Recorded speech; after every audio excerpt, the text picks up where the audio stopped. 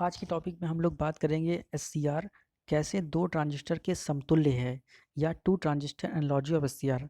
आपके कोर्स में इसे एक बेसिकली टॉपिक के रूप में बताया गया है। बेसिक हम लोग जानते हैं एससीआर चार परतों का होता है पीएन और इसके तीन टर्मिनल होते हैं एनोड कैथोड और गेट।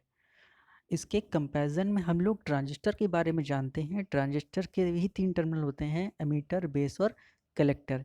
लेकिन ट्रांजिस्टर में होती हैं तीन परतें एनपीएन या पीएनपी। उसी के हिसाब से हम लोग ये मानते हैं कि एससीआर हमारा लगभग दो ट्रांजिस्टर के इक्विवेलेंट होता है। जैसा इस फिगर में दिख रहा है कि ऊपर एनोड है नीचे कैथोड है और एनोड कैथोड और गेट उसी के कंपैरिजन में एनोड कैथोड और गेट बनाया गया है। लेकिन हमने करा क्या है कि ऊपर वाली परत को पी और नीचे की जो तीन परतें बची, टोटल चार परतों में तीन परतों के हिसाब से हम लोगों ने तीन परतों का एक कॉन्सेप्ट बना लिया, तीन परतों का एक कॉन्सेप्ट बना लिया। पहली परत में पीएनपी लिया जिसका सिरा एनोड और गेट के मध्य है, और दूसरा हम लोगों ने कॉन्सेप्ट लिया एनपीएन का जिसका एक सिरा कैथोड के मध्य है और एक इसको एनोड के मध्य लगाया गया है या कहें एनोड को कॉमन कर लिया गया है। अब एससीआर में चार परतें हैं, तीन जंक्शन हैं। इसी प्रकार से एससीआर के कंपैरिजन कर दिया गया है हमारे दो ट्रांजिस्टर के कॉन्सेप्ट में। लेकिन इस ट्रांजिस्टर के कॉन्सेप्ट में हम लोग वर्किंग उसी हिसाब से मानते हैं जैसे जो वर्किंग एससीआर की चलती है। तो इस प्रकार से हम कह सकते हैं कि अगर दो ट्रांजिस्टर को एक साथ एक ही कंपैरिजन में कॉमन एनोड देकर चलाया जाए तो ये कुछ हद तक मेरा एससीआर के इक्विवेलेंट रहेगा। लेकिन कंडीशन यही होती है कि एससीआर मेरा हाई करंट और हाई वोल्टेज पे काम करता है, जबकि ट्रांजिस्टर ऐसा नहीं करता है।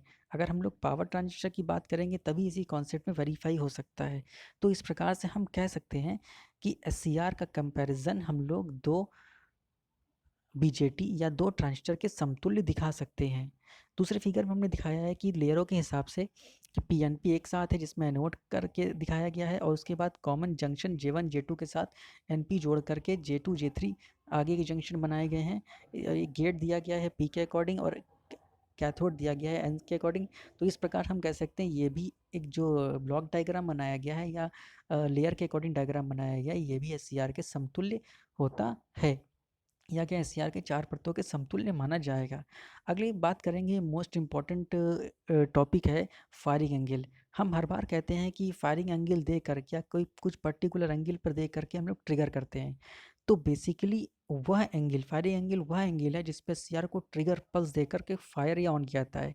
कहने का मतलब ये है कि वो एंगल या वो कोण जिस पे हम लोग करंट को प्रोसीड कराते हैं या करंट को आगे फॉरवर्ड करते हैं पर्टिकुलर डिवाइस में उसे ऑन करने के लिए, चाहे वो एससीआर हो चाहे ट्रैक हो चाहे ड्रैक हो।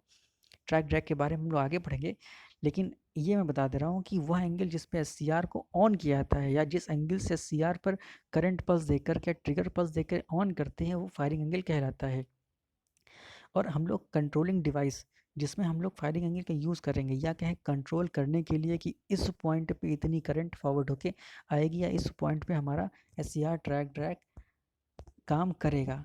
तो हम कह सकते हैं कि नियंत्रित स्विचिंग डिवाइस जैसे एससीआर ट्रैक ड्रैक आदि में एनोड और कैथोड के अलावा गेट टर्मिनल होता है। उस गेट टर्मिनल को कंट्रोल करने के लिए कहीं चलाने के लिए हम लोग इस फायरिंग एंगल यूज़ करते हैं। जैसा कि हम लोग जानते हैं कि हमारा एससीआर फॉरवर्ड बायस होना चाहिए। जब फॉरवर्ड बायस होगा तभी हम लोग गेट पे ट्रिगरिंग पल्स देकर या करंट पल्स देकर ऑन करते हैं, और जिस एंगल से ट्रिगरिंग पल्स दे रहे हैं उस एंगल को बोलते हैं फायरिंग एंगल।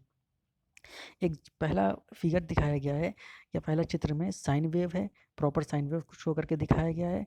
और दूसरे फिगर में जब हम लोग एंगल है फायरिंग एंगल जीरो रख रहे हैं, जीरो रखेंगे तो जीरो की वैल्यू के अकॉर्डिंग फायरिंग एंगल होगा तो कंप्लीट साइन वेव बन जाएगी, जीरो से पाई एक स्टेप पूरा होगा।